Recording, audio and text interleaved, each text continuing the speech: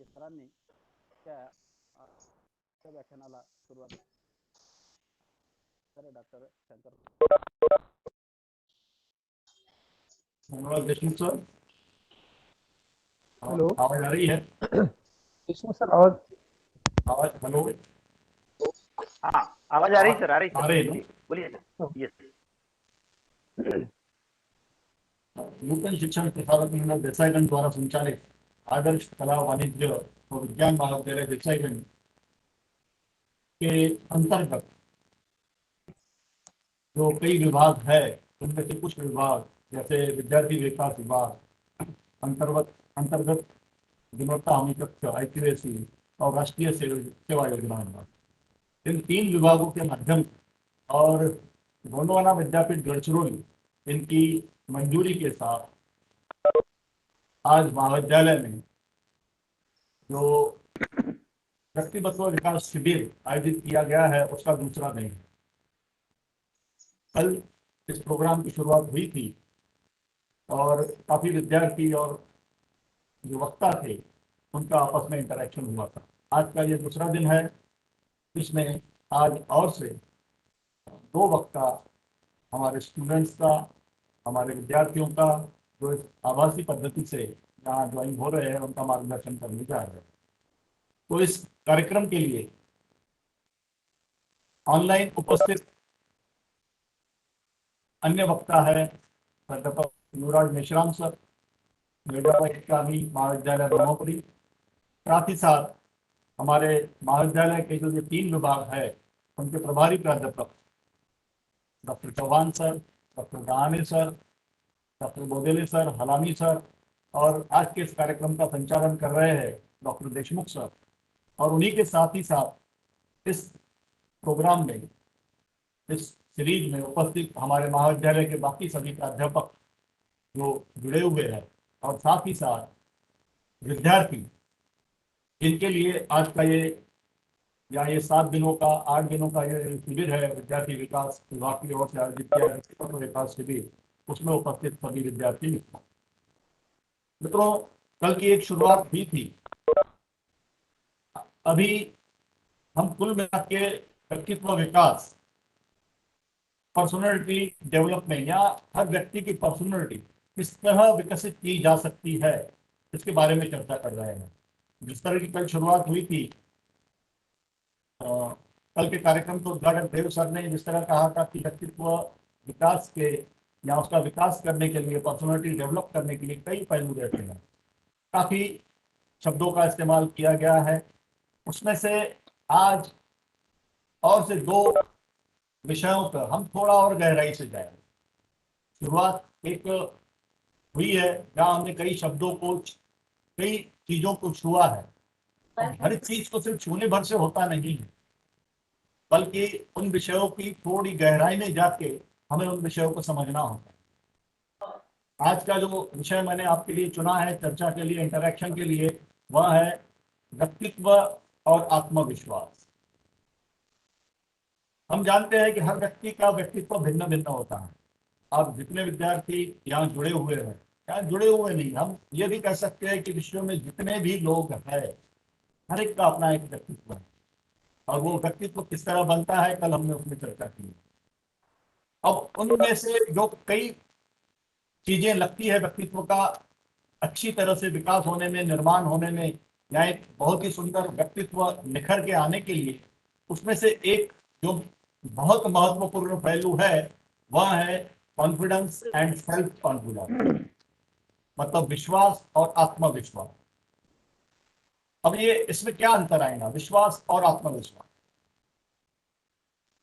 कई बार आप कल्पना करके देखिए, कई बार आपके सामने एक प्रश्न आता है, आपको किसी नए व्यक्ति से मिलना होता है, या आप ही का उदाहरण ले, आप जब इस महाविद्यालय में पहली बार आए होंगे, नहीं, आपने एडमिशन ली, आपके मन में एक थोड़ी सी शंका होगी, थोड़ा सा डर होगा कि महाविद्यालय में हम जब जाएंगे तो हमारे अन्य जो विद्यार्थी, अन्य जो सहपाठी है वो किस तरह के होंगे, या वहाँ जो स्टाफ है, वहाँ जो प्राध्यापकगण है वो किस तरह का रहेंगे, क्योंकि आप उन्हें जानते नहीं, आपने सिर्फ कुछ सुना हुआ रहता है, या हो सकता है आप पूरी तरह से उनसे अनजान भी हो।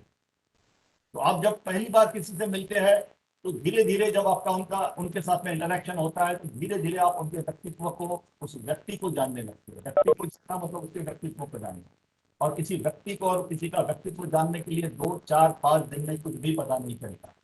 पहले तो हमें अच्छी चीजें ही दिखाई देती है, निश्चित रूप से जो हर व्यक्ति में गुण अच्छे होते हैं, जो चीजें अच्छी होती है वो हमें प्रभावित करती है, वो हमें दिखाई देती है। लेकिन अगर हम लंबे समय तक साथ रहें तो निश्चित रूप से उनमें जो कुछ कमजोरियां होंगी, उनके जो कुछ ऐसी चीजें होंगी जो शायद हमें पसंद ना हो, वो भी हमें पता चलती जाती है। तो वो दोनों चीजें, कई जो अच्छी चीजें हैं वो भी एक व्यक्ति के व्यक्तित्व का हिस्सा है, और ऐसी भी कुछ चीजें रहती है, कमजोरियां रहती है जो शायद हमें पसंद नहीं आती है, वो भी उसी व्यक्तित्व का हिस्सा है। तो कुल मिला के कहा जाए तो हर व्यक्ति में उसका जो व्यक्तित्व रहता है वो कई चीजों से बना हुआ रहता है, और हर चीज हर व्यक्ति को पसंद नहीं आती। कई चीजें कुछ लोगों को पसंद आती है, कुछ लोगों को बिल्कुल भी पसंद नहीं आती है, फिर हम कहते हैं नहीं हमें वो व्यक्ति नापसंद है, या उसकी ये चीज या ये उसकी आदत हमें अच्छी नहीं लगती। या कभी हम तारीफ करते हैं कि इस व्यक्ति की ये चीज बहुत ही अच्छी है, बहुत ही सुंदर व्यक्ति है, बहुत ही अच्छे तरह से समझाता है, या बहुत ही अ, मीठा व्यक्ति है, बहुत मीठा बोलता है। इस तरह के हम कुछ उपमाएं अपनी ओर से यूज करते हैं उस व्यक्ति के लिए, तो वो एक्चुअली उस व्यक्ति के लिए नहीं, उसके व्यक्तित्व के लिए होता है। तो क्या हम यह चाहते हैं कि हमारा जो व्यक्तित्व है दूसरों की नजरों में, कि दूसरे हमें किस तरह देखते हैं, वो एक अच्छी तरह से याद करें, या हमें एक गलत नजरिए से याद करें कि नहीं ये व्यक्ति कोऑपरेटिव नहीं है, या और भी कोई चीज जो उन्हें दिखाई देती है। हर व्यक्ति चाहेगा कि मैं हर दूसरे व्यक्ति को पसंद आऊं। ये शुरुआत परिवार से ही हो जाती है, शुरुआत ये परिवार से ही हो जाती है। परिवार में 4 से 5 सदस्य, या कोई बड़ा परिवार है, कंबाइन परिवार है, तो 10 15 20 लोगों का परिवार रह सकता है। फिर एक हमारा एक मित्र रहते हैं हमारे, और मित्र तो हम चुन ही सकते हैं, लेकिन परिवार को हम नहीं चुन सकते। परिवार जो हमें विरासत के रूप में मिला हुआ है वही होगा, वो उसे हमें बदल नहीं सकते। लेकिन मित्र हम निश्चित रूप से उसी तरह के चुनते हैं जो हमें पसंद आते हैं। तो मित्र शायद हम चुन पाते हैं, लेकिन परिवार को हमें जो मिला है उसी से हमें निभाना होता है। तो परिवार में भी अगर हम सोचें तो कुछ लोगों की हमें कुछ बातें पसंद आती है, कुछ नहीं पसंद आती। हम जब कहते हैं वो व्यक्ति हमें पसंद नहीं है, तो एक्चुअली क्या वो व्यक्ति गलत होता है? कदापि नहीं। उस व्यक्ति का जो व्यक्तित्व है उसकी काफी चीजें आपको अच्छी भी लगती है, सपोर्टिव लगती है, कोऑपरेटिव लगती है, लेकिन शायद कुछ चीजों में आप उनसे मतभिन्नता रखते हैं, उनसे आपकी शायद विचार मिलते नहीं है, कुछ चीजों में आप उनसे असहमति रखते हैं।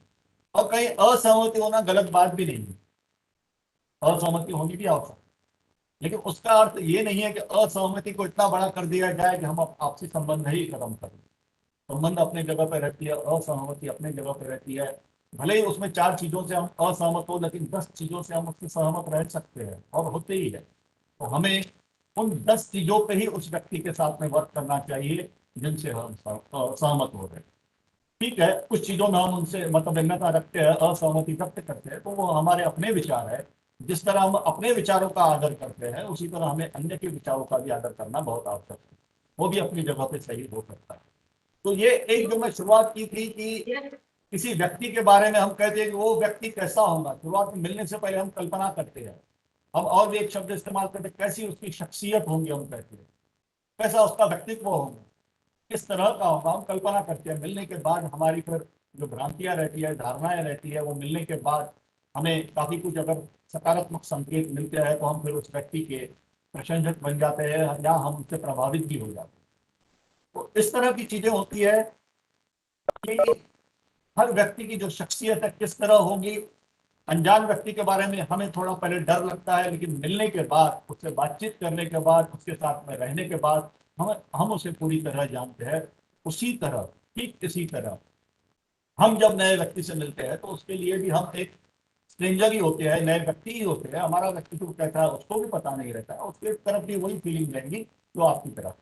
लेकिन जब दोनों आपस में मिलते रहते हैं, आपस में इंटरेक्शन होता है, आप महाविद्यालय में आए, आपके नए मित्र बने, आपने प्राध्यापकों से कांटेक्ट किया, उनसे आपका संपर्क हुआ, और आपकी धारणाएं धीरे धीरे बदलती जाती है, और आप उन्हें और अच्छी तरह से जानना शुरू कर देते हैं। और धीरे धीरे 3 वर्षों में आप उन्हें काफी कुछ जान जाते हैं, और बाद में जाते वक्त हो सकता है आप कई व्यक्तियों से उसमें से प्रभावित हो जाए। हो सकता है आपके लिए वो कई बार रोल मॉडल भी हो, लेकिन हो सकता है कुछ चीजें, कुछ व्यक्तियों की आप उनसे असहमत हो, वो चीजें शायद आप नापसंद करें। ये अपनी अपनी एक सोच हो सकती है, एटीट्यूड हो सकता है, एक सोचने की क्षमता हो सकती है कि हम किसके बारे में क्या सोच रहे हैं, या हमारे साथ जो उनका इंटरेक्शन हुआ है उस पे, उन चीजों पे डिपेंड होके हमने एक अपनी सोच बना ली होती है, और वह चीज हम वो धारण करते हैं। उसी तरह हम उस व्यक्ति को देखते हैं, हमारा देखने का नजरिया ही उस व्यक्ति के प्रति उसी तरह होता है, चाहे वो सकारात्मक हो या वो कुछ चीजों में नकारात्मक भी हो सकता है। तो ये एक हो गया व्यक्तित्व के बारे में। अब विश्वास और आत्मविश्वास के बारे में जिस तरह मैं चर्चा कर रहा था, विश्वास क्या है और आत्मविश्वास क्या है, हम सिंपल में ये वर्ड तो कह देते हैं, लेकिन कई बार हम इनका थोड़ा गहराई में और ज्यादा सोचते नहीं। बहुत ही छोटा सा और सिंपल सा एक उदाहरण देके मैं विषय पे आऊँ। आप महाविद्यालय में आते हो, मैं ज्यादातर इसी तरह का उदाहरण लेना चाहूंगा जो बहुत कॉमन है और बहुत सीधे हो, और जहां तक हो सके अगर आपसे संबंधित है तो बहुत ज्यादा बेहतर है। आप महाविद्यालय में आओगे 12वीं पास करके आए, आप first year second year final में हो, आपको एक विश्वास रहता है, आप 60 70 80% लेके एडमिशन लिए हो, आपको एक विश्वास रहता है खुद पे कि मैं पास हो जाऊंगा। ये आपका आत्मविश्वास है खुद के प्रति।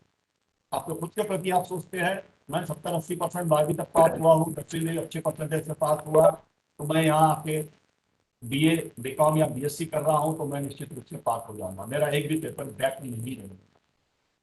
ये आपकी एक सोच हो सकती है। लेकिन अगर आप 35 40 45% पे पास होकर अगर महाविद्यालय में एडमिशन ले रहे हैं, कुछ चीजें आपने इस तरह की सुनी है कि ये विषय बहुत कठिन रहता है, ये बहुत सोपा रहता है, ये आसान रहता है, तो आपकी उस विषय के प्रति, उन चीजों के प्रति वैसी धारणा बन जाती है।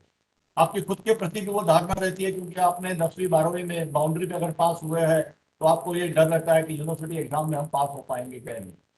यहीं से आपके आत्मविश्वास की शुरुआत होती है कि आप अपने लिए क्या सोचते हैं, किसी विषय को लेके आप क्या सोचते हैं, आपको खुद पे भरोसा है क्या नहीं, खुद पे विश्वास है क्या नहीं कि मैं पास हो पाऊंगा या नहीं।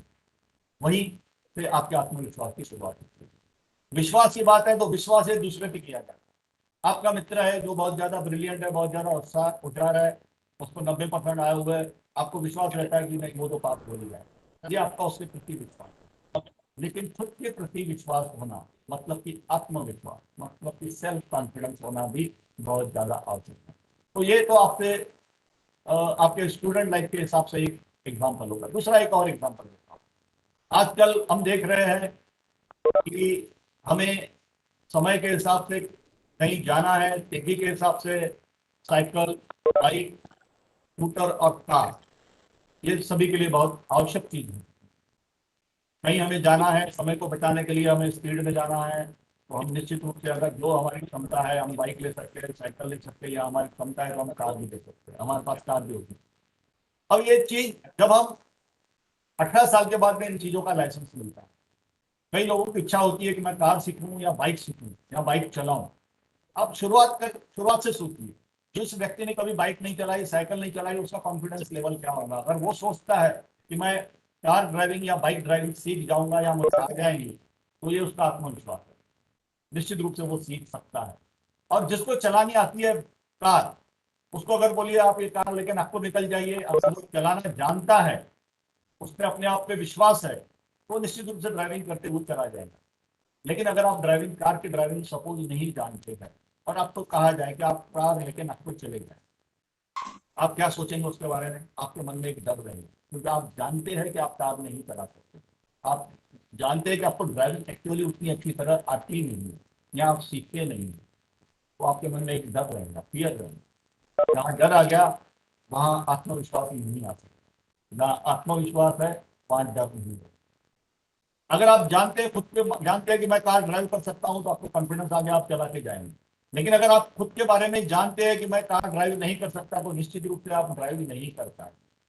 तो इस तरह की, और ये कार चलाना एक स्किल है, निश्चित रूप से इसी तरह के बहुत से स्किल रहते हैं। चलो यही दूसरा उदाहरण ले लेता हूँ, मैं आपको बोल दिया आप गिटार बजा के दिखाइए, आप तबला बजा के दिखाइए, अगर आपको आता होगा तो आप बजा के दिखा देंगे, अगर नहीं आता है तो निश्चित रूप से आप जानते हैं खुद को कि मैं तबला बजाना जानता हूँ या गिटार बजाना जानता हूँ या नहीं जानता हूँ, तो इस तरह की जो चीजें हैं जिसके बारे में हमें आत्मविश्वास होता है कि ये मैं जानता हूँ, शुरुआत वहीं से होती है, वहीं से आत्मविश्वास की शुरुआत होती है। तो दोस्तों मैं ये जरूर कहना चाहूंगा, कोई भी चीज इस दुनिया में जो भी चीज है असंभव नहीं है, हर चीज संभव है। हर स्किल, हर कौशल्य प्राप्त किया जा सकता है, लेकिन उसकी शुरुआत होगी आपके सोचने से, आपके आत्मविश्वास से। आपको वो सोचना होगा कि मैं ये कर सकता हूँ। ये आवश्यक नहीं है। अच्छा, कार की ड्राइविंग आप पहले से नहीं जानते, लेकिन सीख तो सकते हैं ना। आप अगर किसी ने कहा आप लेकिन आपको जाइए, अगर आपको नहीं आती आप बोलोगे नहीं मैं नहीं चला सकता, तो इसका अर्थ ये नहीं है कि आप जीवन में कभी कार ड्राइविंग सीख नहीं सकते। आप सोच सकते हो नहीं मुझे कार ड्राइविंग की आवश्यकता है, मुझे सीखना पड़ेगा, आज के जमाने के हिसाब से वक्त पे मुझे काम पड़ा कि मुझे कार ड्राइविंग आनी चाहिए, बाइक ड्राइविंग आनी चाहिए, तो आप वो सीख सकते हो। आपके मन में, आपके दिमाग में ये सोच बैठी कि मुझे ये सीखना है, मुझे ये करना है, तो आप वो निश्चित रूप से कर पाओगे। या फिर वो कार ड्राइविंग हो, गिटार बजाना हो, तबला सीखना हो, या और भी कोई कौशल्य है, और भी कोई स्किल है, या इसी चीज को आप अपने लक्ष्य से जोड़ सकते हो। मुझे ये जीवन में आपके 5-10 वर्षों में ये मुझे लक्ष्य प्राप्त करना है, तो वो भी आप कर सकते हो। शुरुआत आपकी आत्मविश्वास से होगी। इसीलिए कहा जाता है कि आत्मविश्वास सफलता की फाउंडेशन है, शुरुआत है, जिसको मराठी में पाया भरनी करते हैं। शुरुआत आत्मविश्वास से होनी चाहिए। आपको खुद पे विश्वास होना चाहिए कि मैं ये कर सकता हूँ, क्योंकि जब वो अन्य व्यक्ति करता है तो मैं क्यों नहीं कर सकता। हमें कभी कई बार ये सोचना चाहिए कि जब एक्स व्यक्ति है, हमारा कोई मित्र है, रिश्तेदार है, या अपरिचित व्यक्ति भी है, वो अगर एक चीज कर सकता है तो मैं क्यों नहीं कर सकता, उसमें और मुझ में क्या अंतर है। तो कई बार हम नकारात्मक रूप से तुलना करने लगते हैं कि उसके पास वो है, इसके पास ये है, मेरे पास ये नहीं है, तो वहीं हमें कहीं ना कहीं हीन भावना आ जाती है और हमारा आत्मविश्वास खत्म हो जाता है खुद के ऊपर से, और हम वो चीज प्राप्त नहीं कर पाते, सीख नहीं पाते। अगर हमने सोच लिया कि मुझे ये चीज प्राप्त करनी है, मुझे ये चीज सीखनी है, तो दोस्तों मैं ये जरूर कहना चाहूंगा कि इस दुनिया में असंभव कुछ भी नहीं है। हर चीज जो आप सोच सकते हो वो आप कर सकते हो। शुरुआत आपके सोचने से होगी, और सोचना तभी संभव है जब हमें आत्मविश्वास हो। निश्चित रूप से व्यक्ति, अगर एक्स व्यक्ति कोई चीज कर पा रहा है तो हम क्यों नहीं कर पाते, कर ही पाएंगे। आप में और उनमें क्या अंतर है? कुछ भी अंतर नहीं है। हो सकता है अंतर सिर्फ इतना हो कि वो कहीं फॉरेन में रहता हो, मेट्रो सिटी में रहता हो, हम ग्रामीण इलाके में रहते हो, वो कोई हम ग्रामीण परिवेश में रहते हो, वो शायद अमीर कुटुंब से हो, हम शायद थोड़े फाइनेंशियली वीक परिवार से हो।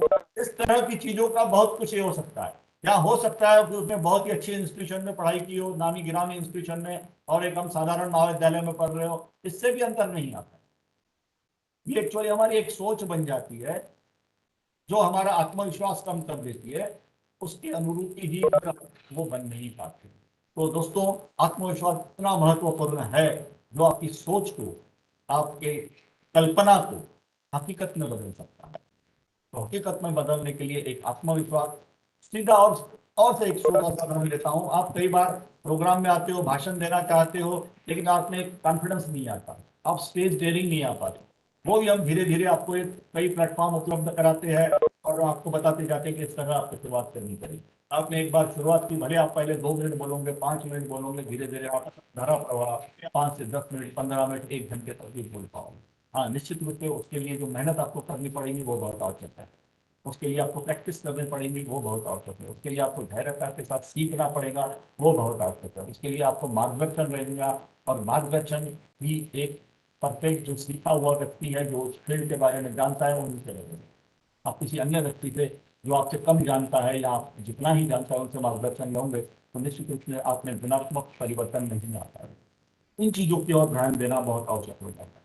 तो कुल मिला के व्यक्तित्व जो हमारा बनता है वो कॉन्फिडेंस, उसका एक फाउंडेशन है। हमने जो अपने जीवन में जो हमें सफलताएं प्राप्त होती है, उसमें भी आत्मविश्वास का बहुत बड़ा रोल है। अगर हमें आत्मविश्वास है तो हम जो भी सोच सकते हैं, जिस चीज की भी कल्पना कर सकते हैं, चाहे वो इस देश का पंतप्रधान बनना ही क्यों ना हो, वो भी संभव है। अगर आपने वैसा सोच लिया, उस तरफ से मेहनत की, तो निश्चित रूप से कर सकते हैं। तो ये तो चीज अलग हो गई। अगर आपका लक्ष्य है मुझे आईएएस बनना है, तो निश्चित रूप से आप वो भी बन सकते हो। आपका लक्ष्य है अगर मुझे वैज्ञानिक बनना है, तो आप वो भी बन सकते हैं। कहने का तात्पर्य ये है, आपके मन में जो भी कल्पना है, जो भी आपका लक्ष्य है, उसको आप प्राप्त कर सकते हो। उसके लिए आपको किसी ने भी कभी नहीं रोका है। लेकिन हम ये कहीं ना कहीं सोच बना लेते हैं कि उसकी वजह से हमें ये प्राप्त नहीं हुआ। हम हर बार दूसरे पे दोषारोपण दे देते हैं, जबकि वो गलत है। जो कुछ भी हमने आज तक प्राप्त किया है, हम आज तक जिस भी स्थिति में है, उसके लिए सिर्फ और सिर्फ हम स्वयं जिम्मेदार है और कोई नहीं। हमारी सफलता के लिए भी और हमारी असफलता के लिए भी हम ही जिम्मेदार हैं।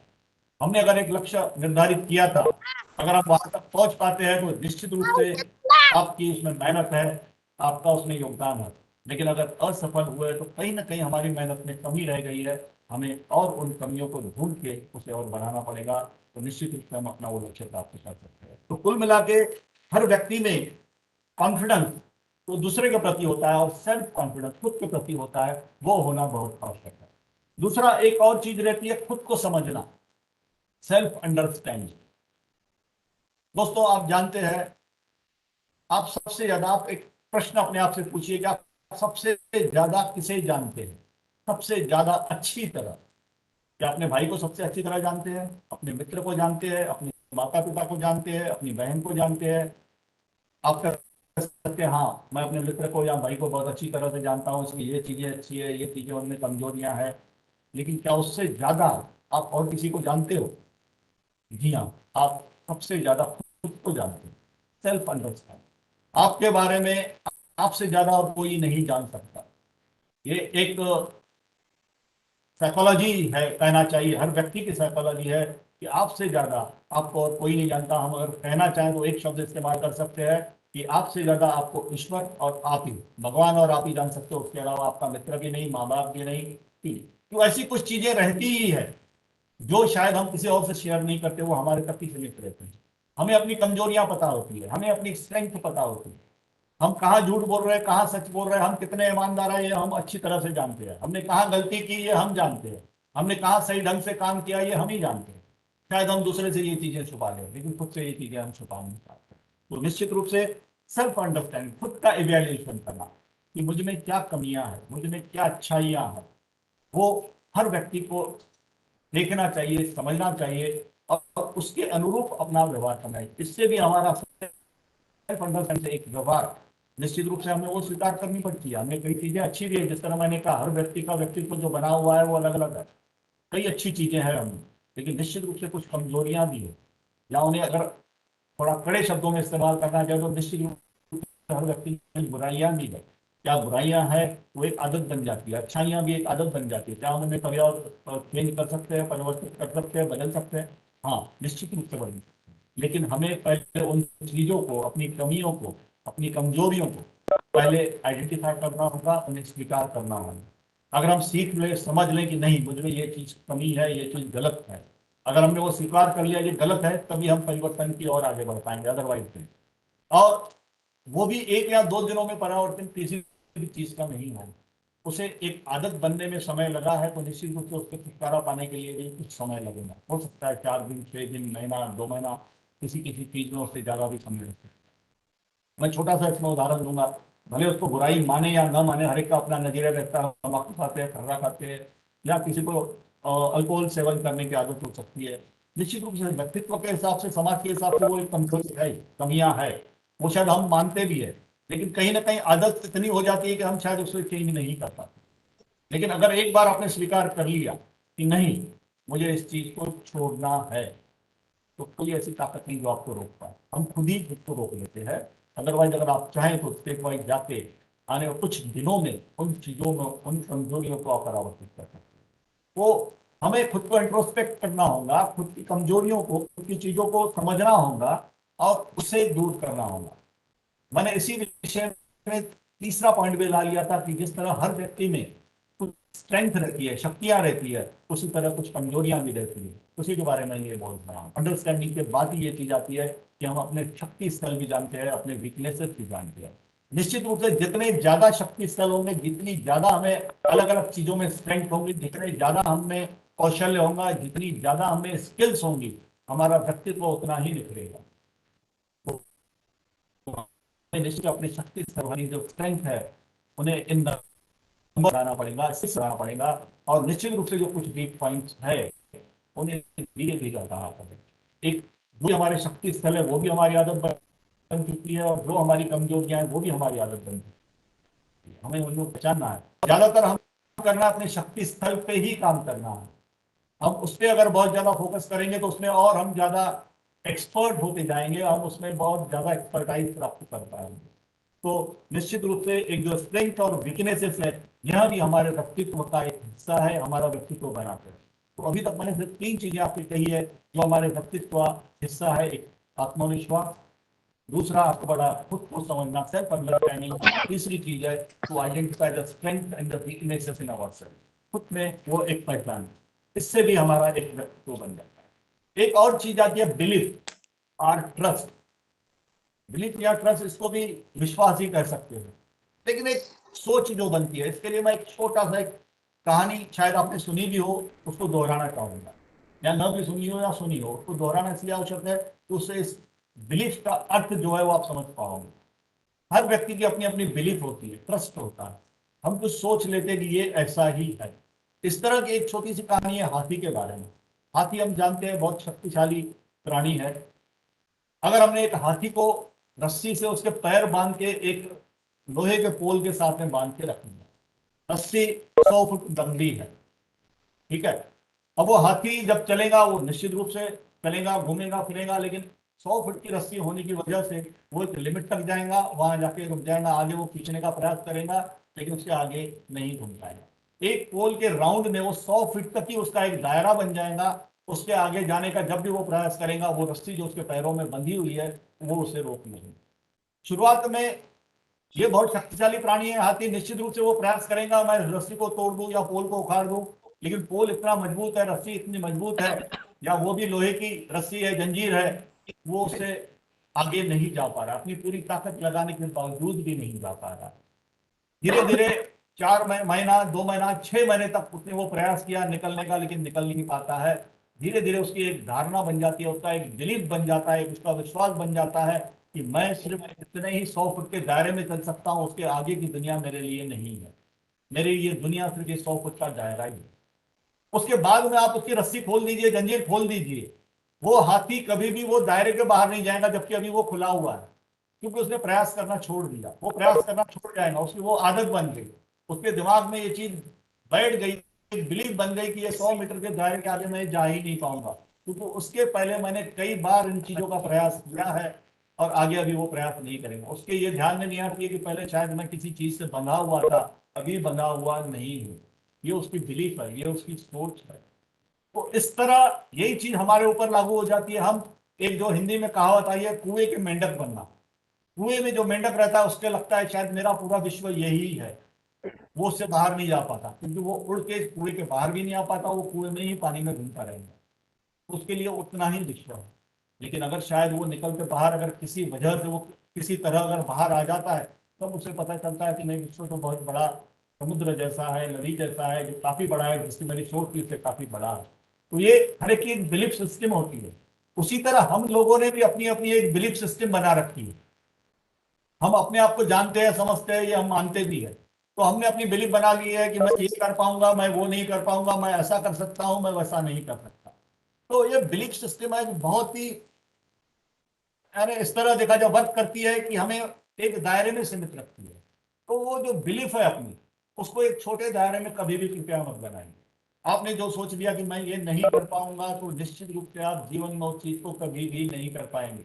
आप उस हाथी की तरह है जो बंधा हुआ है, लेकिन वो आपको लगता है। कई बार आप खुले हुए, एक्चुअली हम खुले हुए हैं, छूटे हुए, पूरा विश्व हमारा है, पूरा आसमान हमारे लिए है, लेकिन हमने सोच लिया कि नहीं, मेरी सिर्फ दायरा यहीं तक है, मैं उससे आगे बढ़ ही नहीं पाऊंगा। ये हमारी सोच है, हमारी बिलीफ है।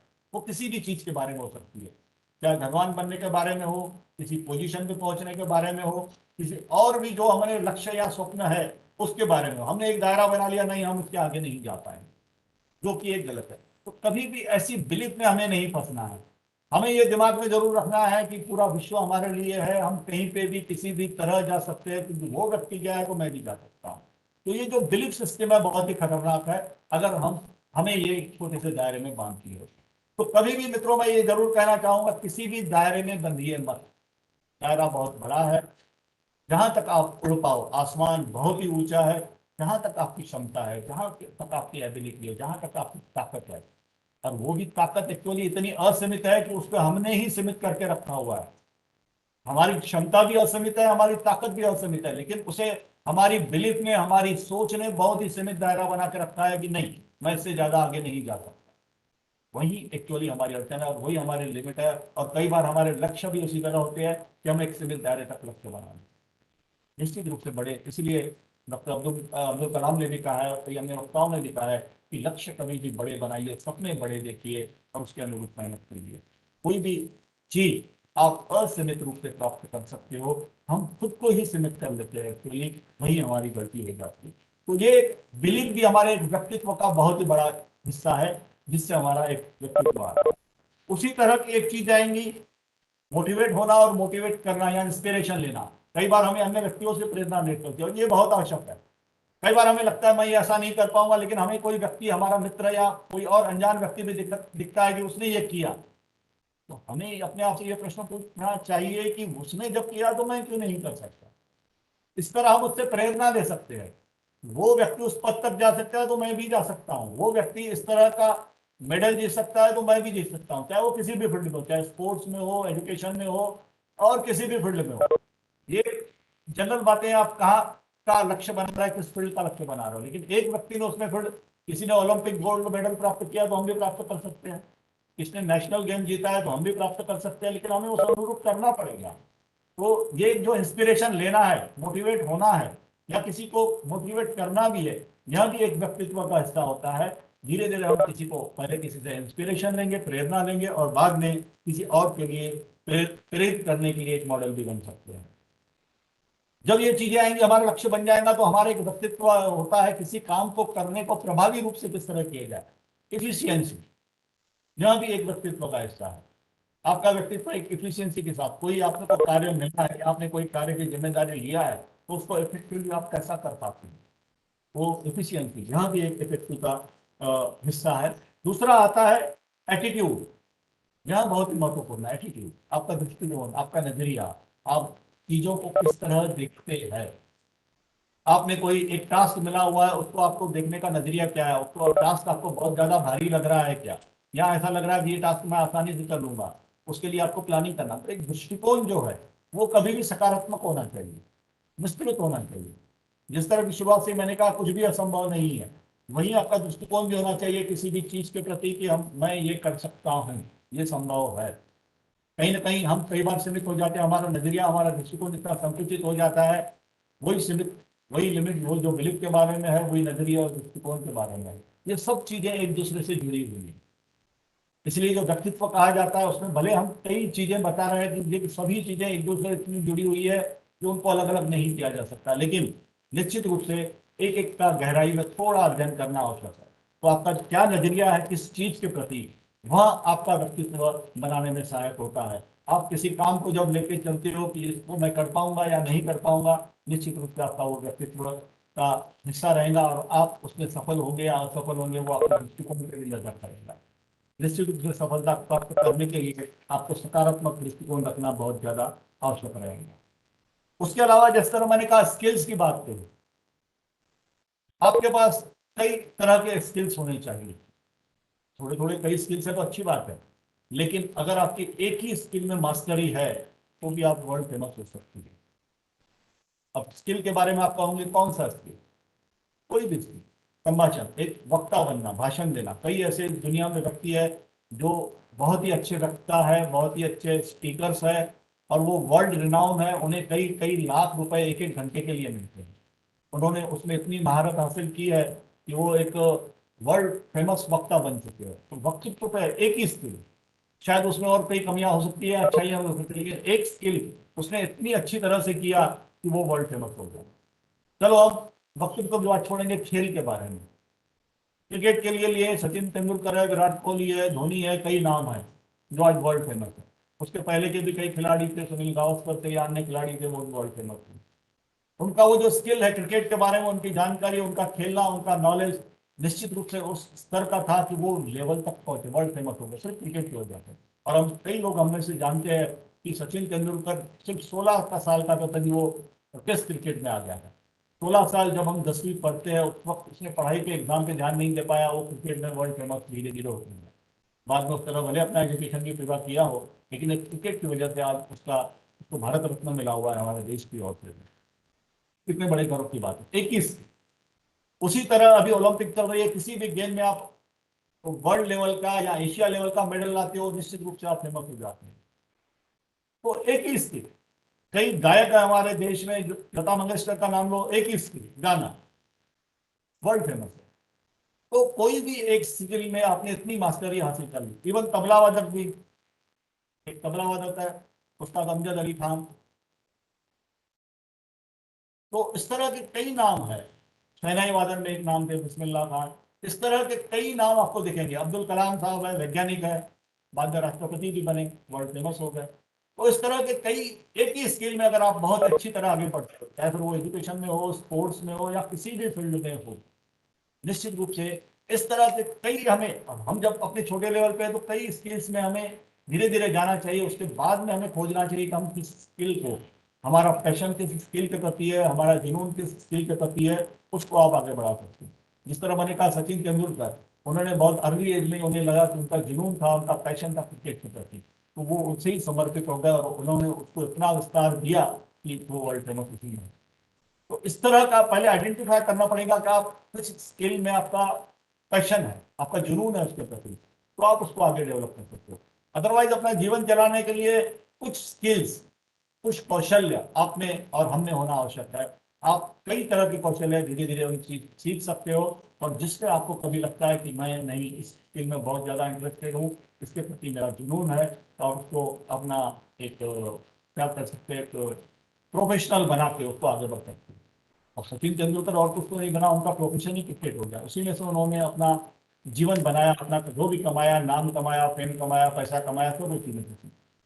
तो आपका जो जुनून है, आपका जो प्रोफेशन बन जाता है, जो आपका जुनून है वही होना चाहिए, वही स्किल आप एक कर सकते हैं। कोई पेंटर है, पेंटिंग बहुत अच्छी आती है, कोई मूर्तिकार है, मूर्ति अच्छी बना सकता है, उसमें फेमस हो सकता है। शायद हम नहीं जानते, लेकिन जब हमें मूर्ति बनाने की चीज आवश्यकता पड़ती है तो हम ढूंढते हैं कि वर्ल्ड में मूर्ति बनाने वाले अच्छे व्यक्तित्व कौन से हैं, हम उन्हें ढूंढ लेते हैं।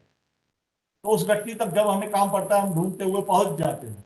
तो इस तरह के जो स्किल्स हैं वो बहुत होना आवश्यक है। इसी में फिर निश्चित रूप से आया, जो मैंने यूज किया वर्ड पैशन, व्यक्तित्व का एक हिस्सा है पैशन और विजन। यह भी हमारे व्यक्तित्व का हिस्सा है। हमारा एक विजन होना चाहिए, हमारा एक पैशन भी होना चाहिए किसी एक स्किल के प्रति, ताकि हम उसे और विस्तारित कर पाए। इसी के साथ जब हमने हमारा लक्ष्य निर्धारित कर लिया है, तो निश्चित रूप से एक टाइम मैनेजमेंट के बारे में भी हमें सोचना आवश्यक है। टाइम मैनेजमेंट आपका कैसा, आप समय का कैसे सदुपयोग करते हो, उससे भी आपका व्यक्तित्व बनता है। आप अगर अपने हिसाब से जब चाहें तब उठे, जब मूड हुआ पढ़े, नहीं पढ़े, कोई आपने प्लानिंग नहीं की, टाइम टेबल नहीं बनाया, टाइम मैनेज नहीं किया, तो 24 घंटे आपके लिए बहुत कम। दोस्तों, कभी भी हमें ये नहीं भूलना चाहिए, हर व्यक्ति के लिए सिर्फ 24 घंटे ही है। उन्हीं 24 घंटों में उन कुछ व्यक्ति वर्ल्ड फेमस हो गए और कुछ व्यक्ति फेल भी हो। सभी के लिए समय उतना ही है, लेकिन आप उन समय का कैसे सदुपयोग करते हो, ये उस पर डिपेंड करेगा आपकी सफलता और असफलता के लिए। तो एक जो टाइम मैनेजमेंट है, ये भी हमारे एक व्यक्तित्व का हिस्सा है। एक और चीज आएगी पॉजिटिविटी, सकारात्मकता। हमारे व्यक्तित्व में सकारात्मकता होना बहुत आवश्यक है, उसी से आपका व्यक्तित्व खुलेगा, निखरेगा। अगर हमारा दृष्टिकोण, हमारा हमें पॉजिटिविटी है, सकारात्मक किसी भी चीज के प्रति, किसी भी बात के प्रति अगर हम सकारात्मक है, पॉजिटिव है, तो हम आगे बढ़ पाएंगे। ये भी अपने बिलीफ से ही जुड़ी हुई चीजें, हर चीज एक दूसरे से, आप जितने भी मैंने ये 12-13 पॉइंट बताए, सब एक दूसरे से जुड़े हुए आपके बिलीफ से। अगर हम नकारात्मक है तो हम आगे बढ़ ही नहीं पाएंगे, अब वही रुक गए। कुल मिला के कह सकते हैं कि नदी का प्रवाह है, बह रहा है, बहता पानी जिस तरह साफ होता है, वैसे सकारात्मक दृष्टिकोण भी होता है, वो आगे बढ़ते जाएगा, बहता पानी आगे बढ़ते जाएगा। लेकिन रुका हुआ पानी, यहाँ एक नकारात्मकता, हम कहीं रुक गए तो हम आगे नहीं बढ़ पाएंगे, सफलता भी प्राप्त नहीं कर पाएंगे। इसलिए सकारात्मकता से बहते हुए इन चीज़ों को आपस में जोड़ते हुए हमें आगे बढ़ना चाहिए। सफलता निश्चित रूप से हमें मिली है, ये हमें एक विश्वास होना चाहिए, बिलीफ होना चाहिए, और प्राप्त होती ही है। आपने जो लक्ष्य में, आप उस अनुरूप सिर्फ मेहनत करने का बहुत ज़्यादा आवश्यक है।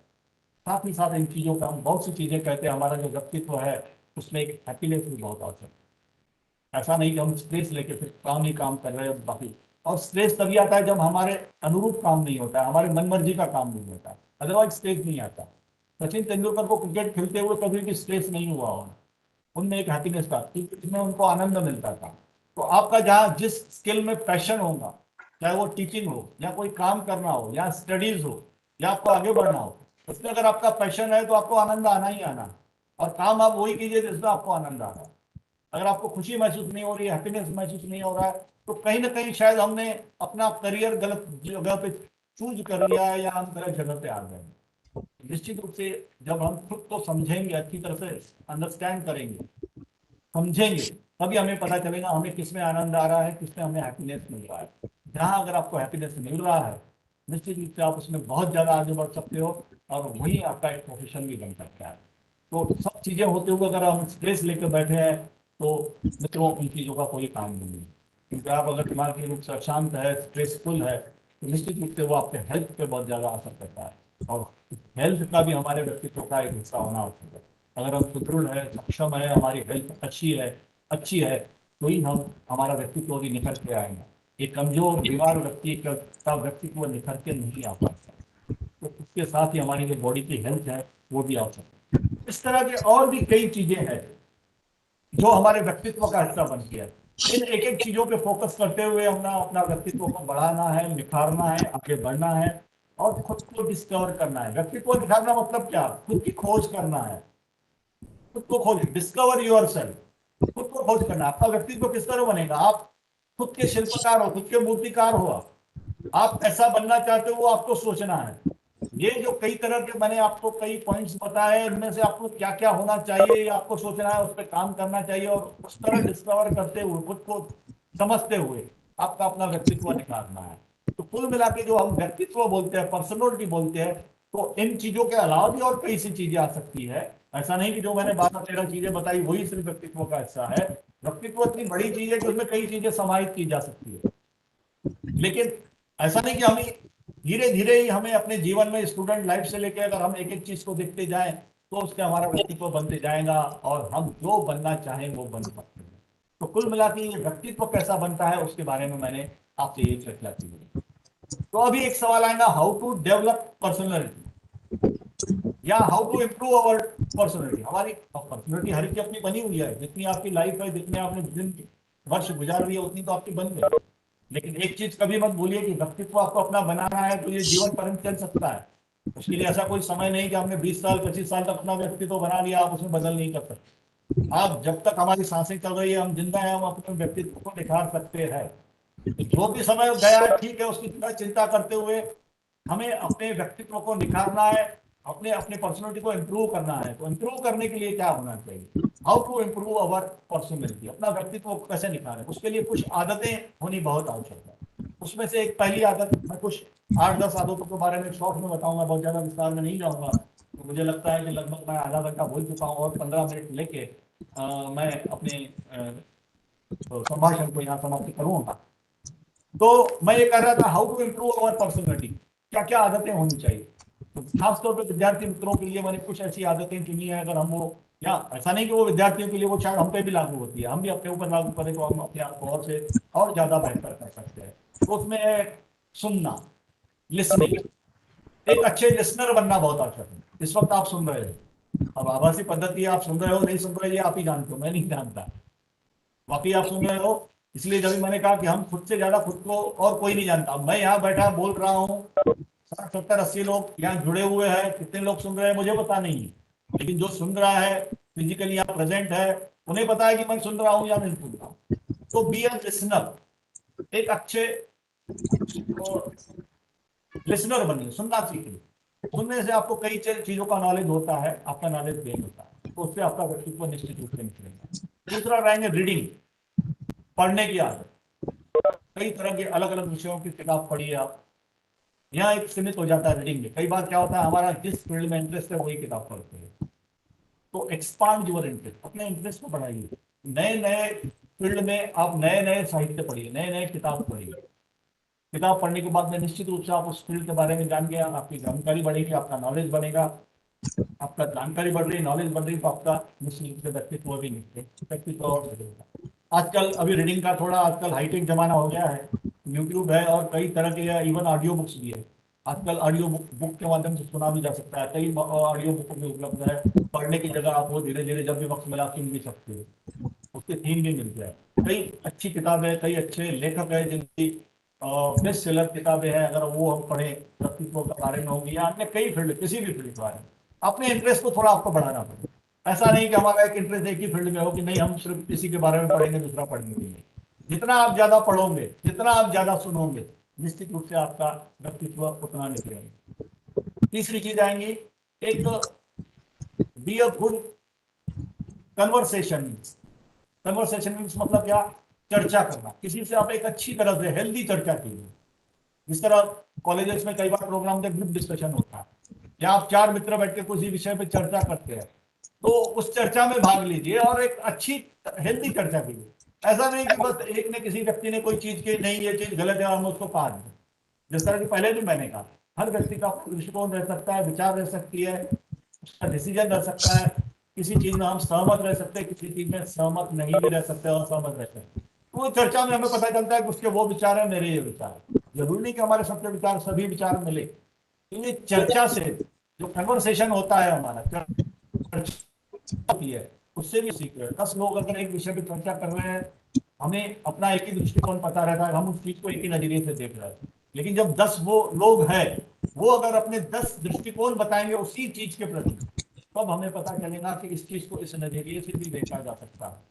तब हमें पता चले। निश्चित रूप से ये है एक हमारे एक जो ग्रुप डिस्कशन कहिए या कन्वर्सेशन कहिए, उससे हम काफी चीजें सीख सकते हैं। हमें दूसरे का नजरिया पता चलता है, दूसरे एक चीज को देखने का दूसरा नजरिया हमें पता चलता है। तो ये बहुत, जो हमारा एक नजरिया से उस चीज को उसी नजरिए से देख रहे नहीं, ये इसी तरह है। लेकिन दूसरे का अगर दृष्टिकोण देखे तब हमें लगता है नहीं, इस चीज को इस तरह भी देखा जा सकता है, शायद ये मेरे नजरिए से बेहतर है। अगर हम स्वीकार कर पाते हैं तो बहुत अच्छी बात है। कई बार हम वो स्वीकार नहीं कर पाते, तो एक कन्वर्सेशन करना किसी से भी एक बहुत ही अच्छी चर्चा है। मीटिंग में जनरली यही चीज होती है, कन्वर्सेशन होता है। हम दूसरों को विचार भी जानने का प्रयास करते हैं, और कहीं ना कहीं अगर वो क्लिक हुआ तो डिसीजन लेने वाले कमिटियां हमको इस तरह का उससे सहमत हो पाती है या नहीं भी हो पाती, लेकिन डिसीजन तो एक ही होता है। तो हर चीज के दोनों पहलू होते हैं, कुछ उसके अच्छे फैक्टर रहते हैं, कुछ उसके जो नतीजे रहते हैं वो दूसरे तरीके भी रह सकते हैं जो हम नहीं चाहते हैं। तो वो चीज अपनी जगह पे है। लेकिन एक कन्वर्सेशन, एक अच्छा चर्चा करना बहुत ही हेल्दी है, और हेल्दी चर्चा होनी चाहिए, वो बहुत आवश्यक है, जो आपका एक व्यक्तित्व में निखार रहा है। उसके बाद में आएगा किसी भी चीज पे अपना एक ओपिनियन होना, अपनी राय रखना, अपना मत व्यक्त करना।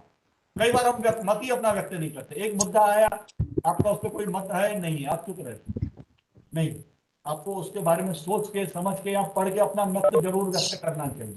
ये आवश्यक नहीं कि हर कोई अपने मत से सहमत हो, लेकिन अपना मत होना आवश्यक है। इससे आपका एक डिटर्मिनेशन पता चलता है कि आपका उसके बारे में क्या नजरिया, आपने सोच लिया, डिसीजन ले लिया उस चीज के बारे में।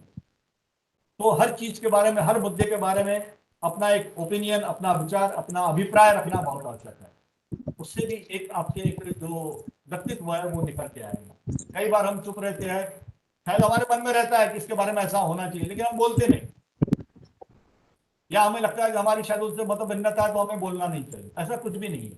निश्चित रूप से आपका मत अलग रह सकता है, उस पर चर्चा आना चाहिए, आपका नजरिया भी आना चाहिए। तो एक जो ओपिनियन है हर एक का, आपको अगर अपना व्यक्तित्व निकालना है तो बिल्कुल निश्चित रूप से अपना ओपिनियन रखना, अपना अभिप्राय रखना, अपना मत रखना बहुत ही आवश्यक है।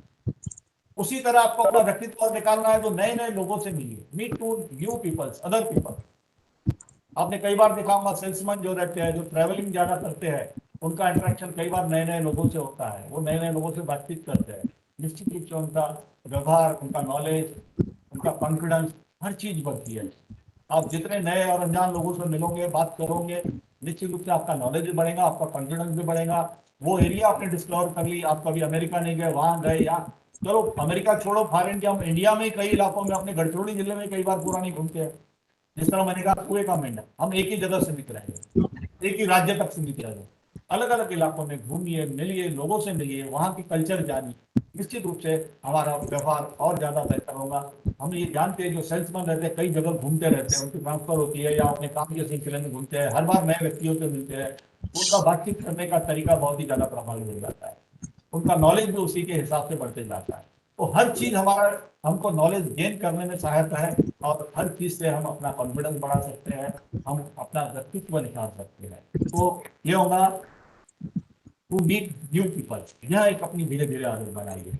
उसके अलावा have a positive outlook and attitude, अपना दृष्टिकोण सकारात्मक रखिए। ये बार बार वही चीज आ रही है, भले रिपीट हो रही है, लेकिन आप अपना सकारात्मक दृष्टिकोण, एटीट्यूड अपना कभी भी बदल सकते हो। अभी भी आपको लगे कि नहीं मुझे में इस चीज का परिवर्तन होना चाहिए, तो आप कर सकते हो। सकारात्मकता कभी भी बहुत ही अच्छी रहेंगे, और आपका दृष्टिकोण अगर है, खुल के है, तो आप उतना ही आपका व्यक्तित्व निखरते जाएंगे। बी सपोर्टिव टू अदर, यहाँ बहुत आवश्यक है। ये जरूरी नहीं हम अपने परिवार में रहते हैं, हम अपने कार्यस्थल में रहते हैं, हम अपने मित्रों के साथ में रहते हैं, हमें सपोर्टिव होना चाहिए, हमें एक दूसरे की सहायता करनी चाहिए, क्योंकि हमें भी कई बार उस सहायता की आवश्यकता होती है। हम दूसरों को सहायता करेंगे तो हमें निश्चित रूप से सहायता मिलेगी। तो ऑलवेज सकारात्मक रहिए, बी सपोर्ट, किसी को भी मदद करने की भावना होनी बहुत आवश्यक है, वह आपका व्यक्तित्व निखारेगा। एक छोटा सा उदाहरण देता हूं मैं सपोर्टिव का, जो एक्चुअली उदाहरण नहीं है, ये मैंने जो देखा और मेरी क्या भावना बनी उस तो व्यक्ति के प्रति। एक बार ये वर्षा की बात है, मैं अपने घर से मार्केट की ओर जा रहा था पैदल ही। एक ट्रॉली वाला, अपने यहाँ ट्रॉली वाले बहुत है, 2 4 5 भोरे भर के वो ट्रॉली खींचते हुए कहीं पहुंचाने जा रहा था। एक जगह थोड़ा चढ़ाव, निश्चित रूप से वो अकेला लगती है, चढ़ाव तो थोड़ी ताकत ज्यादा लगती है।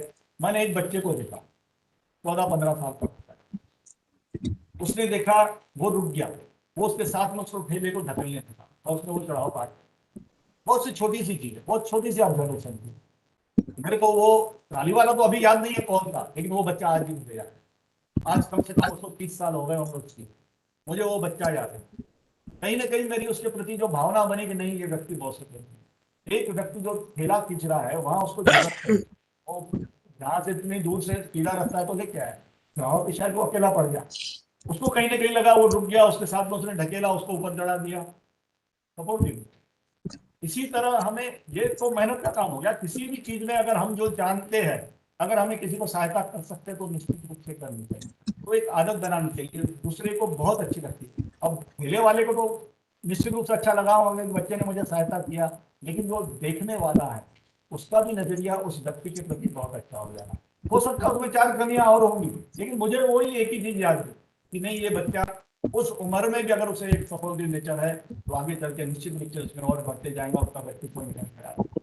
तो इस तरह की एक ऑब्जर्वेशन रहती है, ये मेरी खुद की ऑब्जर्वेशन, मेरी खुद की सोच जो मैंने बना। हो सकता है इस तरह की सोच आपकी हो या अलग भी हो सकती है, लेकिन कुल मिला के मेरा कहना यही है, तात्पर्य यही है कि अगर आप सपोर्टिव नेचर हो तो आपका व्यक्तित्व निखर जाएगा, आपको 4 लोग और ज्यादा पसंद करेंगे। जितने आपको आज पसंद करते हैं उससे ज्यादा आपको 4 लोग निश्चित रूप से पसंद करना शुरू करेंगे।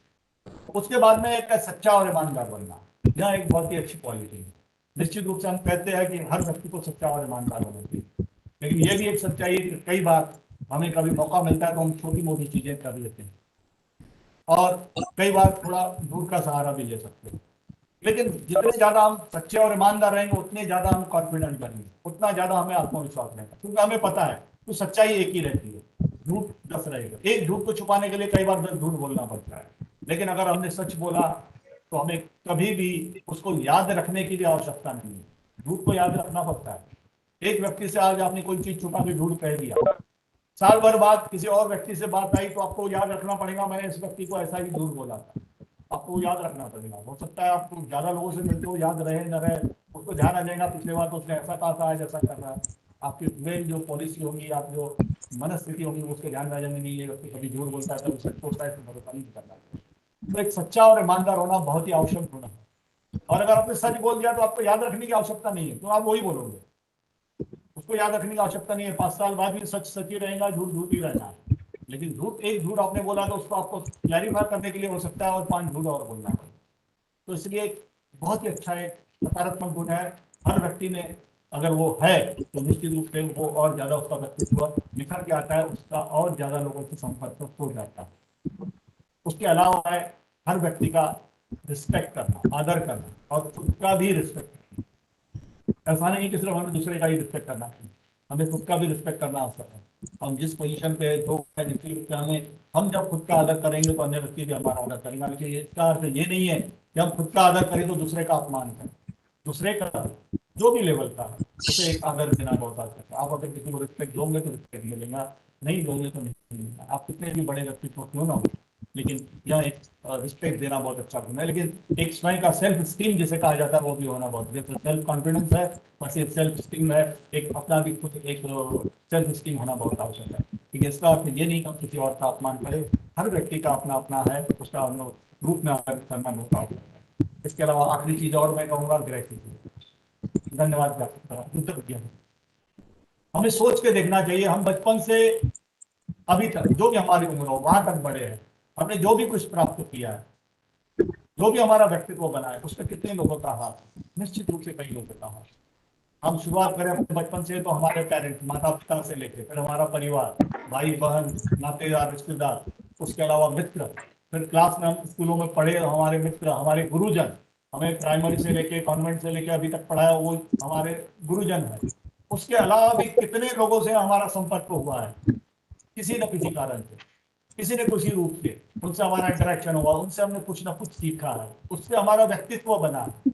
तो कुल मिला के आज जो हमारा व्यक्तित्व है उसके लिए कई लोग जिम्मेदार हैं, कई लोगों का हमें एक सहायता मिली है, सपोर्ट मिला है, उनका हमें योगदान है, तो उनके प्रति कृतज्ञ होना, उनके प्रति ग्रेटिट्यूड दिखाना, उन्हें एक धन्यवाद का भाव व्यक्त करना पड़ता है। तो हर बार ये मन में एक भावना होनी आवश्यक है कि हमें जो भी आज मिला है, जिस तरह के भी हम हैं, हमें ये बात अलग है कि हमें और भी बहुत कुछ प्राप्त करना है, लेकिन जो भी आज तक प्राप्त हुआ उसके लिए हमें कृतज्ञ रहना, धन्यवाद ज्ञापित करना।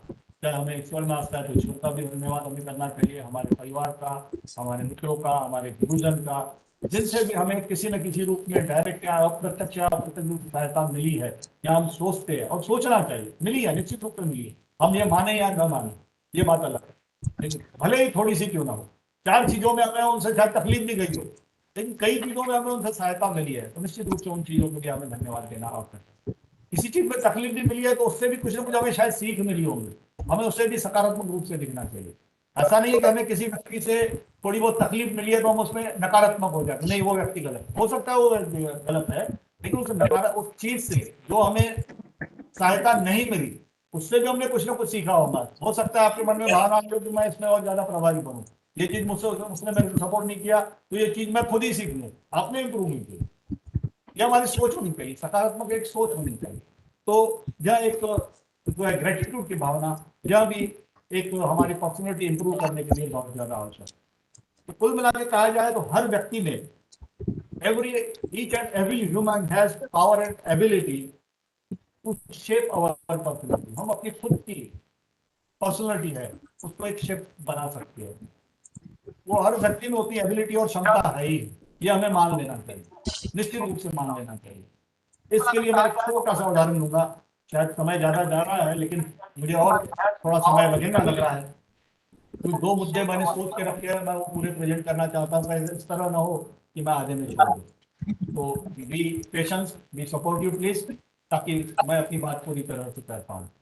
तो मैं कह रहा था ये कि हर व्यक्ति में आप में जो हर व्यक्ति को एबिलिटी है, वो क्षमता है कि अपने आप को एक शेप कर पाए, एक अपनी मूर्ति, अपना एक व्यक्तित्व बना पाए। सिंपल सा उदाहरण है, ये विद्यार्थियों के लिए एक बहुत बड़ा पत्थर का टुकड़ा है, उसे मूर्तिकार मूर्ति का रूप देगा। अब मूर्तिकार के मन में जो कल्पना होगी उसको हम जो कहेंगे, या उसके मन में जो कल्पना आएंगे, वो उस मूर्ति को किसी भगवान का रूप दे सकता है। कई तरह के जिन भगवान को हम मानते हैं, देवी को मानते हैं, कोई भी आप नाम ले लो, उसका रूप वो बड़े पत्थर को दे सकता है। पत्थर तो एक ही है कि किसी भी भगवान का रूप वो दे सकता है। चलो अगर हम भगवान की बात छोड़ दें, कई संत हुए, कई महान व्यक्ति हुए हैं, हम शुरुआत करें चलो अपने देश से ही, कई तरह के लोग हुए। सचिन तेंदुलकर का अगर उसकी मूर्ति बनाना चाहे बना सकते हैं, अब्दुल कलाम साहब की बनाना चाहे बना सकते हैं, किसी और व्यक्ति की बना सकती है, जो भी व्यक्ति है, स्वामी विवेकानंद की बना सकते हैं, डॉक्टर अब्दुल कलाम साहब की बना सकते हैं। इस तरह का जो भी व्यक्ति हमारा आइडियल है, जिसे आज पूरा देश जानता है, मूर्ति हम उसकी बना सकते हैं। मूर्तिकार वो एक ही पत्थर में से उसकी मूर्ति बनाएगा, पत्थर वही है लेकिन व्यक्तित्व अलग है, उसका अलग है। उसको क्या करेगा, वो वहां से जो भी अनवांटेड पत्थर होगा वो पत्थर में से वो हटाते जाएगा और एक उसको सुंदर रूप दे देगा। तो आप सोचिए कि एक मूर्ति, एक बहुत बड़ा पत्थर है जो पहाड़ से लाया गया है, उसको किसी भी रूप में परिवर्तित किया जा सकता है, उसे एक भगवान का रूप दिया जा सकता है, उसे एक बहुत ही फेमस व्यक्तित्व का रूप दिया जा सकता है, या उसे पत्थर की पायरी भी बनाई जा सकती है। क्या रूप देना है वो मूर्तिकार पे डिपेंड करेगा, उसकी कल्पना पे डिपेंड करेगा। मेरा ये कहना है कि आप अपने मूर्तिकार हो, आप अपने शिल्पकार हो, आपको अपना व्यक्तित्व किस तरह बनाना है वो आप सोच सकते हो और आप उसी के अनुरूप काम करते हुए अपना व्यक्तित्व निकाल सकते हो। इसी तरह मिट्टी से भी मूर्ति बनती है, गीली मिट्टी है, उसको आप जो शेप चाहो वो दे सकते हो। आपका व्यक्तित्व भी उसी तरह है, आप किसी तरह का भी अपना व्यक्तित्व बना सकते हो। कहने का तात्पर्य यह है कि चीज कोई भी हो, व्यक्ति कोई भी हो, अपना शिल्पकार हमें खुद बनते हुए अपना व्यक्तित्व हमने बनाया है। हाँ, निश्चित रूप से उसमें कई लोगों की सहायता मिली है और आगे भी मिलेगी, लेकिन अपना व्यक्तित्व हम खुद बनाते हैं। हम जिस समाज में, जिस परिवेश में रहते हो, जिस एनवायरमेंट रहते हैं, वहां बनते जाता है और उसके लिए जिम्मेदार हम ही रहते हैं। तो हमें अपना व्यक्तित्व है इसी तरह बनाना होगा। ये सब इतना शायद सुनने के बाद में बोल रहे कि हम व्यक्तित्व के बारे में बोल रहे हैं, पर्सनैलिटी के बारे में बोल रहे हैं। पर्सनैलिटी हमारी बन भी गई तो क्या होगा, प्राप्त होगा उसको। कई लोगों को ये अगर थोड़ा आलसी टाइप रखती है तो वो सोच सकता है यार इतनी मेहनत कौन करे, इतना करने के बाद में हमारा व्यक्तित्व अच्छा बन गया तो हमें क्या प्राप्त होगा। ये एक सवाल किसी किसी को आ सकता है, सबको शायद नहीं आएगा। क्या होगा अगर हमने अपना व्यक्तित्व अच्छा बना लिया तो हमें एक रिकग्निशन मिलेगी, एक एक्सेप्टेंस मिलेगी। ये रिकग्निशन एक्सेप्टेंस क्या है? एक्सेप्टेंस हो गया स्वीकृति, और रिकग्निशन क्या है? एक पहचान। आप अपनी पहचान कहाँ तक बनाना चाहते हो? अब मोदी पूरे वर्ल्ड में फेमस है, ठीक है, स्वामी विवेकानंद पूरे वर्ल्ड में फेमस है, सचिन तेंदुलकर पूरे वर्ल्ड में फेमस है। उनको एक रिकग्निशन मिल रही है, एक उनको समाज की, देश की, पूरे विश्व की स्वीकृति मिल रही है। हमें कहाँ तक की स्वीकृति मिली? हम अपने आप से प्रश्न करें, मैं कहाँ तक हूँ, मेरी रिकग्निशन कहाँ तक है? कुछ लोग हो सकता है परिवार में भी फेमस ना हो, परिवार में भी कई बार लगता नहीं यार वो अच्छा नहीं है, हम बोल देते हैं। हमारी रिकग्निशन, हमारी पहचान कहाँ तक? इसका अर्थ ये नहीं है कि हमारे परिवार में नहीं तो बाहर नहीं बन सकती। समाज में हमारी क्या पहचान है, हमारी रिकग्निशन क्या है, हमारी स्वीकृति क्या है? कई लोगों को समाज मानता है, समाज में कैसी स्वीकृति है, आपके परिवार में कैसी स्वीकृति है, आपका क्या व्यवहार है। किसी को अपने समाज में स्वीकृति मिलती है, किसी को नहीं मिलती है। कोई अपने गांव में फेमस होता है, कोई अपने शहर में फेमस होता है, कोई पूरे राज्य में फेमस हो सकता है, कोई अपने देश में फेमस हो सकता है। स्वीकृति मिली हुई कोई विश्व के लेवल पे भी जा सकता है। तो हमें कहाँ तक की रिकग्निशन चाहिए, कहाँ तक की एक्सेप्टेंस चाहिए, वो आपको सकता है।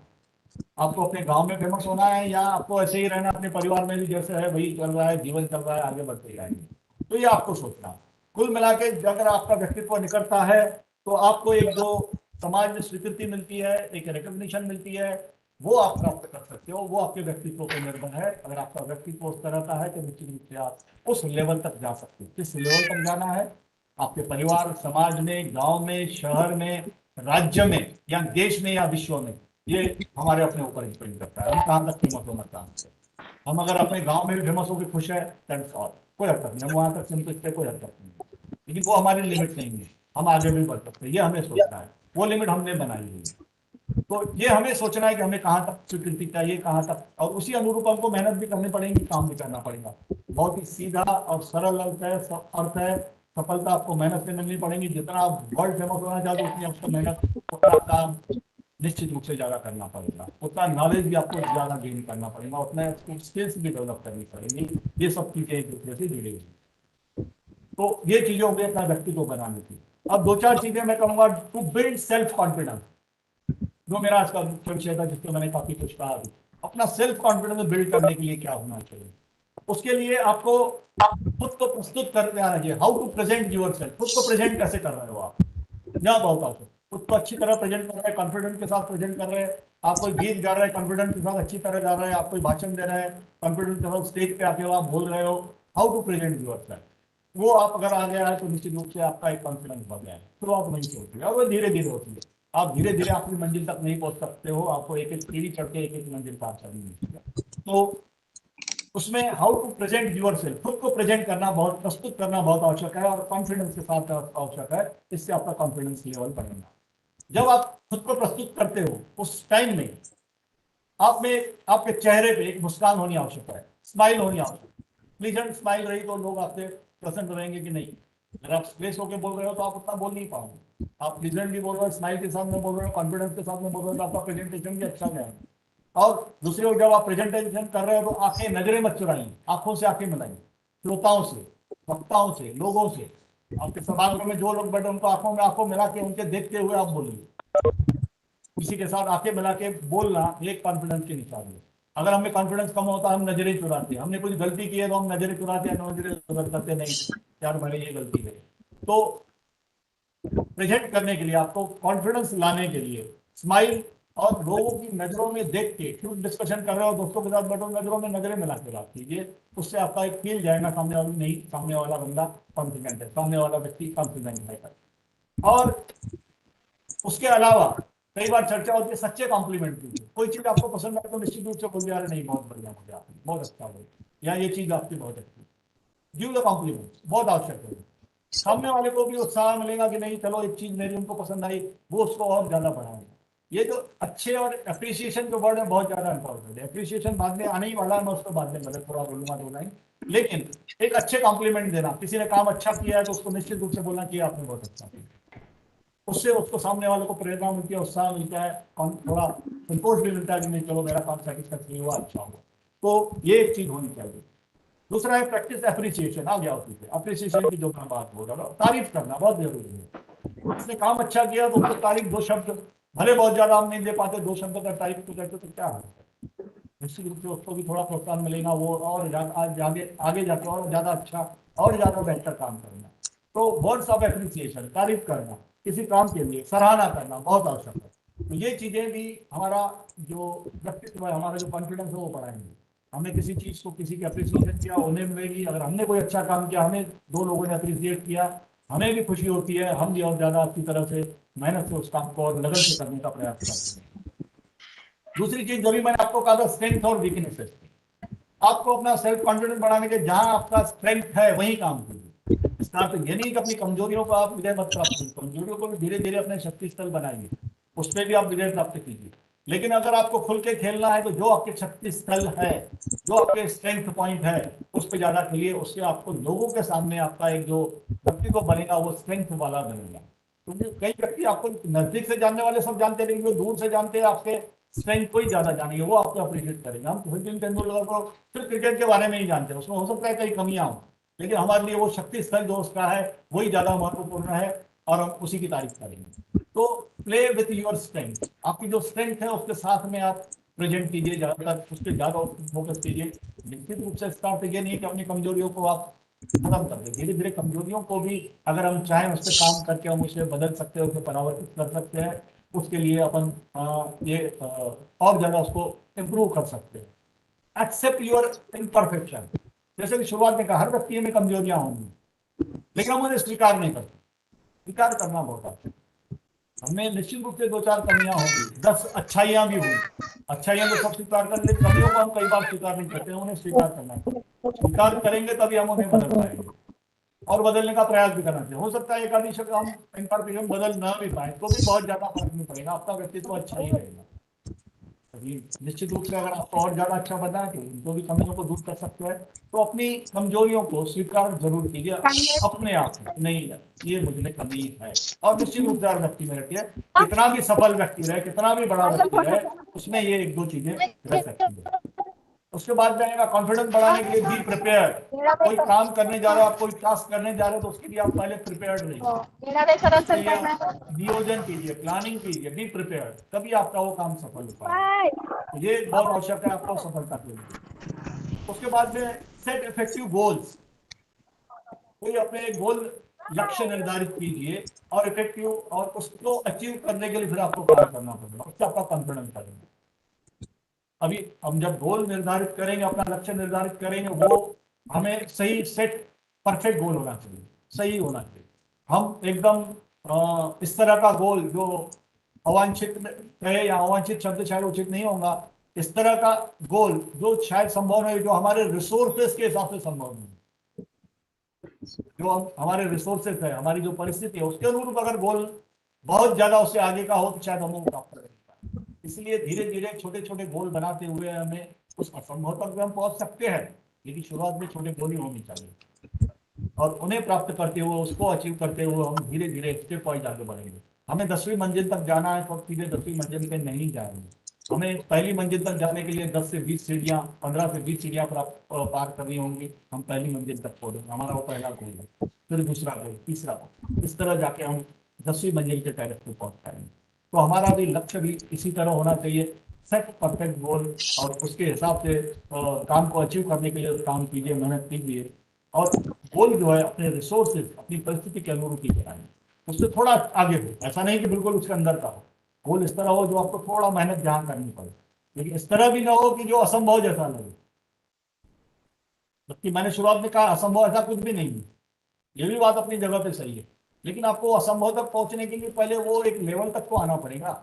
आपको 10वीं मंजिल तक जाना है तो पहले 7वीं 8वीं मंजिल तक तो पहुंचना पड़ेगा, उसके बाद में आप सोच सकते हो उसके बारे में।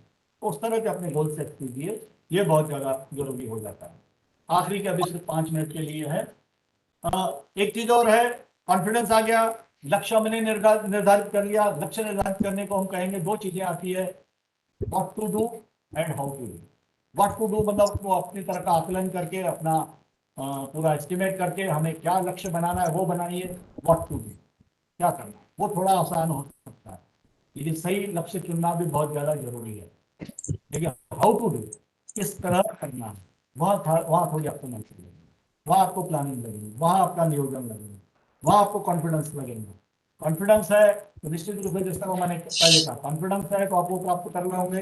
लेकिन अगर आपके मन में भय है, डर है, तो आप वो चीज नहीं कर पाएंगे। कॉन्फिडेंस और डर दोनों विरोधाभासी है। विरोधाभासी इस तरह कि दोनों एक ही जगह नहीं रहेंगे। ये उसी तरह है कि हम एक कमरे में गए, वहाँ अंधेरा है, अंधेरा है तो निश्चित रूप से वहाँ उजाला नहीं रहेगा। हमने लाइट जला दी, वहाँ उजाला हो गया तो वहाँ अंधेरा नहीं रहेगा। मतलब एक ही जगह अंधेरा और उजाला साथ में नहीं रह सकता है। उसी तरह एक ही दिमाग में, एक ही चीज में कॉन्फिडेंस और डर नहीं रहेगा। जिस चीज के प्रति आपको कॉन्फिडेंस है वहां आपको डर बिल्कुल नहीं रहेगा, लेकिन जिस चीज के प्रति आपको डर है वहां आपका कॉन्फिडेंस बहुत ज्यादा लो रहेगा। तो कभी भी डर को जीतने के लिए, कॉन्फिडेंस लाने के लिए डर पे विजय प्राप्त करना बहुत आवश्यक है। उस डर को फेस करना बहुत आवश्यक है, और धीरे धीरे मेहनत करते हुए उस डर पे आप विजय प्राप्त करते हैं। वही जो मैंने उदाहरण दिया, अगर आपको ड्राइविंग करने में डर लगता है तो पहले आपको वो डर सीखना। आप जब ड्राइविंग सीखोगे तभी आपका वो डर जाएगा। निश्चित रूप से आप अगर ड्राइविंग सीख गए तो आपको उसके प्रति डर नहीं लगा। तो यह चीज किसी भी चीज पे लागू हो सकती है। तो कुल मिला के डर और कॉन्फिडेंस है वो एक जगह नहीं रहेंगे। डर है तो कॉन्फिडेंस नहीं रहेगा, कॉन्फिडेंस है तो आपको उस चीज के प्रति डर नहीं रहेगा। हाँ, ये चीज अलग है कि दूसरे और चीज के प्रति आपके मन में डर हो। जो भी आपको जिस चीज के प्रति डर हो उसको निकालने के लिए आपको कॉन्फिडेंस आवश्यक है। तो उस डर को फेस कीजिए, उससे उसका सामना कीजिए, उस पर विजय प्राप्त कीजिए, आपका कॉन्फिडेंस लेवल और बढ़ जाएगा। सिर्फ अंतिम में रूप से मैं 4 पी आपको बताना चाहूंगा। अपना लक्ष्य निर्धारित करने के बाद में आप में 4 पी होना आवश्यक है। पी इंग्लिश में वर्ड्स है। पहला है उसमें पैशन। आपने अगर एक पैशन है जिस चीज के प्रति, तो आप निश्चित रूप से जुनून के साथ में उस चीज को निश्चित रूप से प्राप्त कर सकते हो, चाहे वो कितना भी असंभव हो। और ये मैंने जीवन में कई बार देखा भी है। आप भी अनुभव कर सकते हो, या नहीं किया तो आप खुद के जीवन में अनुभव करके देखिए। जिसके प्रति आपको पैशन है वो आप प्राप्त करने के लिए मेहनत उतनी अच्छी तरह से करते हैं, उस चीज को इस तरह करते हैं कि वो आप प्राप्त जरूर कर सकते हैं। समय एक अलग चीज है, समय आपको अलग अलग मिलेगा, लेकिन आप वो जरूर प्राप्त कर सकते हैं। एक पैशन के बाद, लक्ष्य निर्धारित करने का उसके प्रति पैशन होना चाहिए।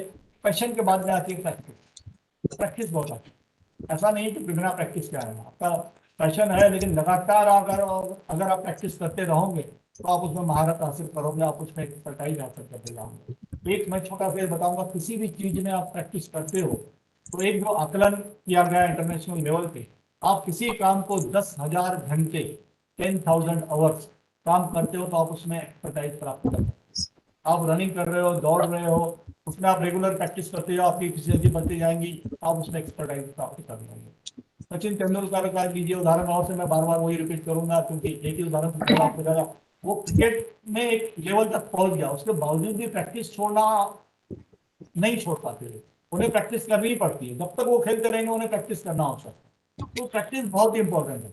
और सिर्फ प्रैक्टिस से नहीं, शुरुआत में जब आप नए नए हो तो आपको एक गुरु की आवश्यकता होगी, मेंटर की आवश्यकता होगी, मार्गदर्शक की आवश्यकता होगी। और वो मेंटर निश्चित रूप से वो फील्ड के बारे में, जो फील्ड के बारे में आप उनसे मार्गदर्शन ले लो, वहाँ का एक्सपर्ट होना चाहिए। सचिन तेंदुलकर ने शुरुआत में क्रिकेट के जो सीखा वो किसी एक मेंटर से ही लिया। वो निश्चित रूप से उसे ज्यादा जानता था बैटिंग, इसलिए उसको अच्छी तरह से सीखा। बाद में प्रैक्टिस से भले ही वो शायद गुरु से भी आगे बढ़ गया, वो चीज अलग है। लेकिन शुरुआत में जब आप प्रैक्टिस करोगे तो मार्गदर्शन सही डायरेक्शन में प्रैक्टिस होना आवश्यक है. Practice must be in real right direction and it should be from the perfect mentor, जो उसके बारे में जानता है, जो फंडामेंटल्स जानता है उस चीज के बारे में, जो उसके बेसिक जानता है, उन्हीं से आपको मेंटरिंग देनी चाहिए. तो एक प्रैक्टिस कम मेंटरिंग यह बहुत आवश्यक होंगी, जो आपको लक्ष्य की ओर ले जाएंगे. उसके बाद जाएगा पेशेंस एंड परसिस्टेंस. ये दो चीजें होंगी. तीसरा चीज पेशेंस, धैर्य रखना पड़ेगा. आप उसमें महारत भी हासिल कर लिया लेकिन आपको शायद चांस नहीं है, तो आपको धैर्य के साथ इंतजार करना पड़ेगा. आपको निश्चित रूप से वहां एक मौका मिलेगा और आप वहां आगे बढ़ पाएंगे. और परसिस्टेंस, कंटिन्यूटी, आप वो लेवल तक भी पहुंच गए तब भी आपको प्रैक्टिस छोड़नी नहीं है. परसिस्टेंस कंटिन्यू आपको उस और मेहनत करते ही जाना है. ऐसा नहीं है कि आपने वो लक्ष्य प्राप्त कर लिया बाद में मेहनत आपने रोक दी, आपको नीचे आने में भी समय नहीं लगेगा. आप अगर टॉप पे हो, मेहनत करके टॉप पे पहुंचे हो, तो टॉप पे रहने के लिए निश्चित रूप से उससे ज्यादा मेहनत करनी पड़ेगी. तो कई लोग और भी प्रयास कर रहे हैं वहां तक पहुंचने के लिए. टॉप लेवल पे एक या दो व्यक्ति ही, एक व्यक्ति ही रह सकता है. निश्चित रूप से आप जब नीचे उतरोगे तभी दूसरा व्यक्ति वहां पहुंचेगा. तो वहां रहने के लिए भी आपको एक परसिस्टेंटली मेहनत करनी आवश्यक है. तो ये अगर चार चीजें आप में है, आप खुद को डिस्कवर कर लेते हैं और लक्ष्य निर्धारित करते हैं पैशन के साथ, प्रैक्टिस के साथ, पेशेंस के साथ, परसिस्टेंटली.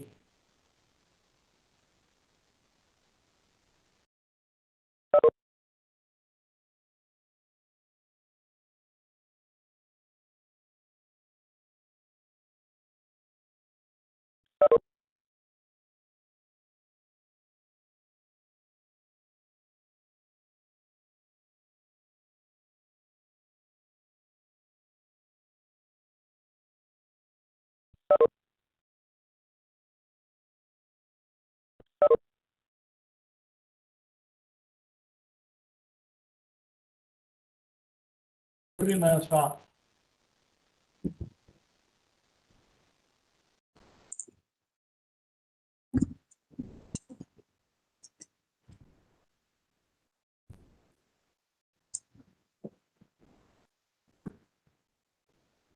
पसंद वाला तो मुझे उससे ज्यादा प्राप्त करना है.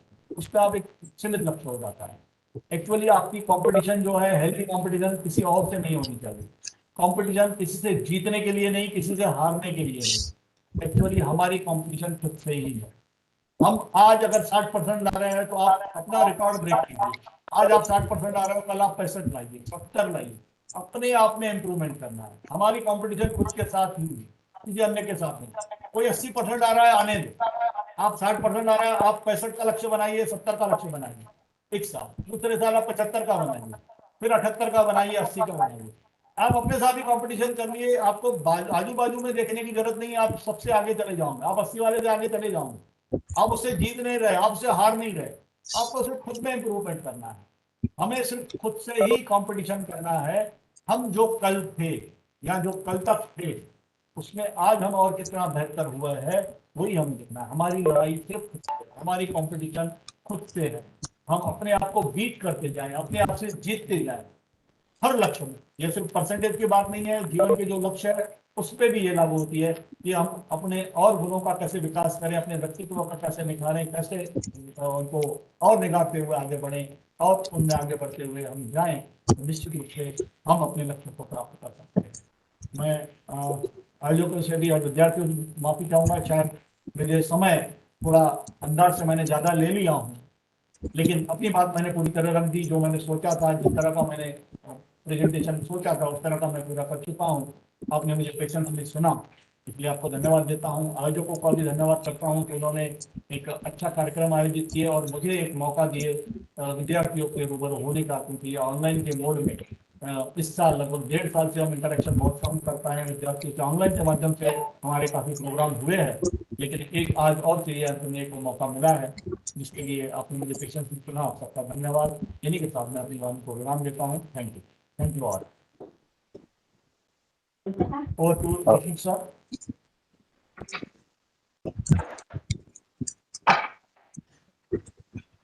आणि त्या सर्व विकास विद्यार्थ्या व्यक्तिमत्व विकासाने